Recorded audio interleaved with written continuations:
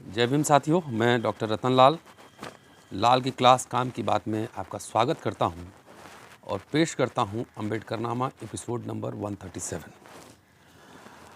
Episode 136 में हमने बात की थी कि कैसे जात पात तोरक मंडल ने जो इनविटेशन दिया था डॉक्टर अम्बेडकर को लाहौर में जाकर भाषण देने का, वह कार्यक्रम कैंसिल कर दिया गया था मई तक के लिए। और ये सारी चर्चा हमने एपिसोड नंबर 136 में की थी। अब उससे आगे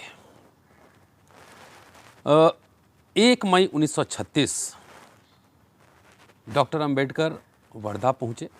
वहाँ दलित वर्ग के सम्मेलन में बोलने के लिए पहुँचे और वहाँ उनका गर्मजोशी से स्वागत किया गया। जब तक डॉक्टर अंबेडकर वर्धा में ठहरे तब तक निर्भय तरुण संघ नाम की एक संस्था ने उनके ठहरने तक सारी सावधानी बरती। ये बात स्मरण रहे कि उस समय तक धर्म परिवर्तन की घोषणा से जो पूरी तथाकथित हिंदू जमात है उसमें एक हलचल हो चुकी थी। वहाँ से डॉक्टर अंबेडकर नालवाड़ी भी गए। तकरीबन 11:30 बजे दलित वर्ग के कई नेतागण जैसे पुरुषोत्तम खापड़े, शंकरराव सोनवाने, गोमाजी टेम्बरे इत्यादि डॉक्टर अंबेडकर से मिले और धर्म परिवर्तन को लेकर विभिन्न विषयों के बारे में उनसे चर्चा की। डॉक्टर अंबेडकर ने बगैर लाग लपेट के, बगैर इधर उधर किए, उन्होंने सीधा टू द पॉइंट अपनी बातें रखी। और ये क्या बातें थी ये आपके सामने मैं पेश कर रहा हूँ। ये है 1 मई 1936 की बात है। उन्होंने कहा कि मैं अभी तक किसी को भी इस्लाम या ईसाई धर्म अपनाने की सिफारिश नहीं करता।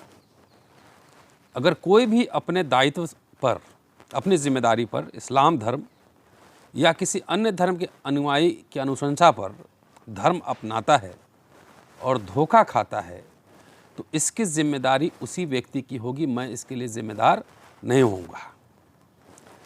आगे उन्होंने कहा कि यह भी एक तथ्य है कि मैंने धर्म परिवर्तन के बारे में घोषणा की है, परंतु अभी तक किसी धर्म विशेष के अपनाने के बारे में कुछ नहीं कहा है। उस समय तक सभी धर्म परिवर्तन की बात का प्रचार तो करेंगे, लेकिन किसी धर्म विशेष का नाम प्रसारित नहीं करेंगे। जब मैं घोषणा करूंगा तभी सब के सब 7 करोड़ अछूत एक साथ धर्म परिवर्तन करेंगे। यहाँ बहुत ही इम्पॉर्टेंट बात डॉक्टर अंबेडकर ने कही है, वो बात हमें आज के संदर्भ में समझने की ज़रूरत है। 1936 में उन्होंने धर्म परिवर्तन की बात की और 1956 में जाकर उन्होंने धर्म परिवर्तन किया। बीच में तब तक सिर्फ घोषणा करते रहे कि मैं हिंदू पैदा हुआ हूँ लेकिन हिंदू मरूंगा नहीं। इसके पीछे उनकी मंशा क्या थी? 20 साल उन्होंने किया क्या? आजकल हम लोग देखते हैं कि हमारे बहुत सारे जो साथी हैं बहुत ज़्यादा शुद्धतावादी हैं। आप ये खा रहे हैं तो अम्बेडकरवादी नहीं है, आप ये कर रहे हैं तो अम्बेडकरवादी नहीं, ऐसे कर रहे हैं अम्बेडकरवादी नहीं है। डॉक्टर अम्बेडकर के लिए जो 20 बरस थे 36 से लेकर 56 तक, वो सोशल एंड पॉलिटिकल एम्पावरमेंट के पीरियड थे। वो जानते थे कि धर्म का मसला सेकेंडरी मसला है और जो अछूतों का उद्धार होगा वो राजनीतिक आर्थिक शक्ति से प्राप्त करने के लिए होगा। इसलिए वो बार बार कहते रहे कि धर्म परिवर्तन करेंगे। लोगों को कहते भी रहे कि आप प्रचारित करते रहिए कि हम धर्म परिवर्तन करेंगे, लेकिन कब और कौन सा धर्म हम अपनाएंगे इस बारे में उन्होंने कोई बात नहीं की। 20 साल वक्त लिया और 20 साल में उन्होंने 3 पार्टियां बनाई। तो उनके लिए धर्म सेकेंडरी मसला था, सोशल पॉलिटिकल इकोनॉमिक एम्पावरमेंट जो है वो प्राथमिक मसला था। ये बात हमें आज के संदर्भ में भी समझनी चाहिए। हम लोग कई बार देखते हैं कि अभी हमने देखा दिवाली के दिन दीप दानोत्सव और दिवाली, इसी पे पूरा बहस चल रहा था।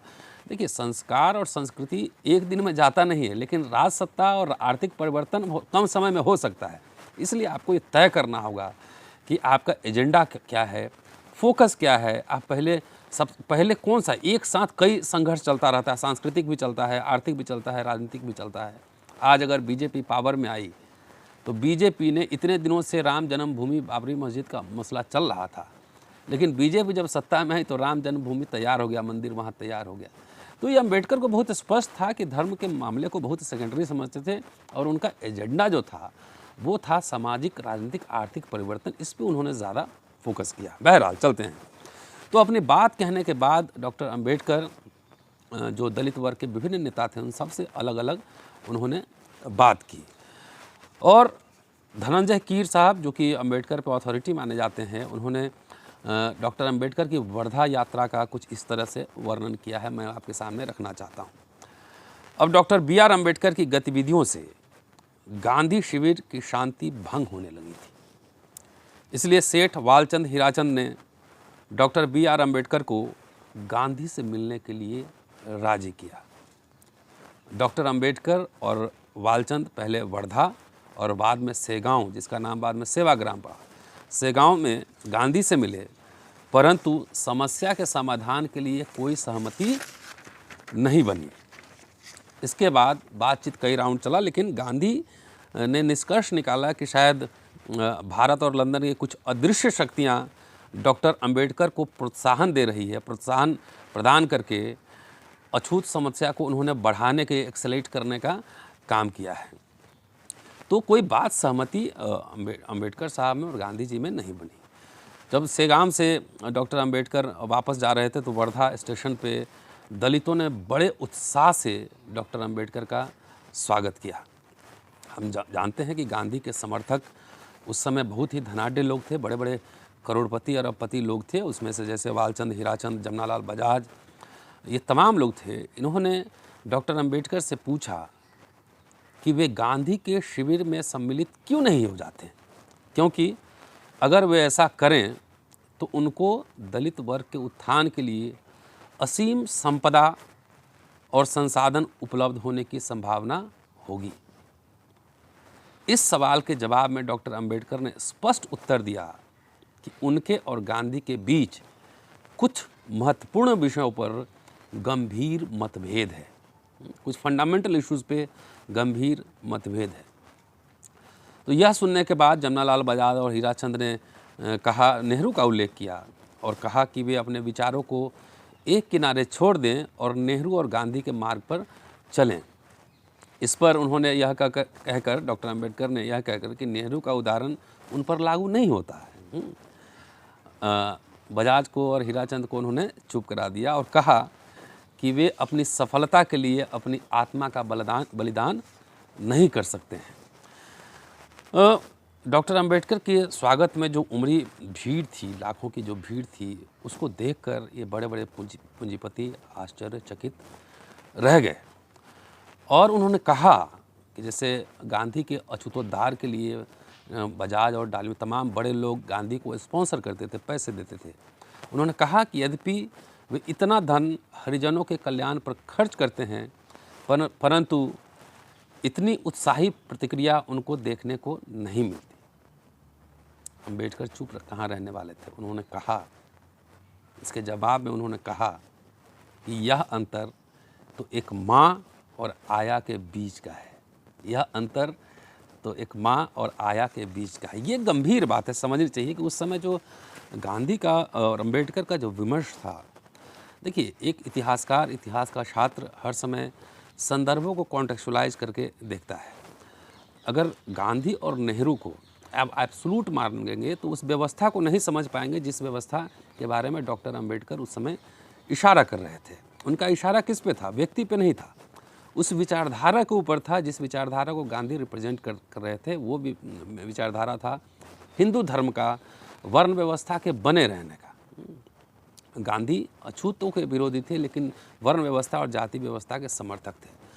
अगर उस समय के संदर्भ को लेकर अभी आप गांधी और नेहरू को समझना चाहेंगे तो थोड़ी मुश्किल होगी। कि आज ये समझिए कि अगर आज डॉक्टर अंबेडकर होते तो आज उनका वैचारिक विमर्श किन के साथ, किसके खिलाफ खड़े होते। आज जिस विचारधारा का प्रतिनिधित्व गांधी कर रहे थे वर्ण व्यवस्था और समाज व्यवस्था को लेकर, आपको ये समझना पड़ेगा कि आज उस विचारधारा का प्रतिनिधित्व कौन कर रहा है। जब तक इस बात को नहीं समझेंगे तब तक आप व्यवस्था को नहीं समझ सकते। सिर्फ गांधी और नेहरू की आलोचना करने से बात नहीं बनेगी। आज अगर गांधी और नेहरू की आलोचना करें और जाके उन्हीं लोगों को वोट दे दे जो उसी व्यवस्था का प्रतिनिधित्व कर रहे हैं जिसका प्रतिनिधित्व गांधी कर रहे थे, ताकि वर्ण व्यवस्था और जाति व्यवस्था का बने रहने का, तो आज वो संदर्भ बदल गया है। आज उस विचार का प्रतिनिधित्व कोई और पार्टी, कोई और संगठन कर रहा है। इसीलिए डॉक्टर अंबेडकर जब बार बार कहते हैं कि शिक्षित वही है जो अपने शत्रु को पहचानता हो, इस बात को हमको समझना चाहिए। इसलिए कॉन्टेक्चुअलाइज करने की आदत डालनी चाहिए। आज से 80 साल पहले, 80 साल अभी क्या चल रहा है, अभी उस व्यवस्था, कौन आरक्षण खत्म कर रहा है, कौन हिंसा बढ़ा रहा है दलितों पे, ये तमाम आपको इस संदर्भों के साथ देखना पड़ेगा। शुक्रिया साथियों, कोशिश कर रहा हूँ कि अब मैं रेगुलर रहूँ। अच्छा लगे तो ज़रूर इसको लाइक कीजिए, कमेंट कीजिए और ज़्यादा से ज़्यादा शेयर कीजिए, ताकि ये ज़्यादा से ज़्यादा दूर तक ये बात पहुँच सके। क्योंकि अम्बेडकरनामा एक सिर्फ यूट्यूब चैनल नहीं है, एक मुहिम है डॉक्टर अम्बेडकर के विचारों को घर घर जन जन तक पहुँचाने का, कि जो लोग मोटी मोटी किताबें नहीं पढ़ सकते हैं वो कम से कम, हम सुन तो सकते हैं ना, कम से कम वो सुने। और ये जो मैंने बातें कही, इसका रेफरेंस ये है कि अंग्रेज़ी वाली अगर किताब आप देखेंगे तो ये वॉल्यूम 17 है, पार्ट 3 है, पेज नंबर 105 और 106 है। अगर आप हिंदी वाला वॉल्यूम देखना चाहते हैं तो वॉल्यूम 37 पेज नंबर 100 और 101 है। इसको देखिए और ज़्यादा से ज़्यादा शेयर कीजिए, लाइक कीजिए, कमेंट कीजिए। शुक्रिया साथियों, जय भीम। फिर अगले एपिसोड में आज ही शाम मुलाकात होगी। शुक्रिया, थैंक यू।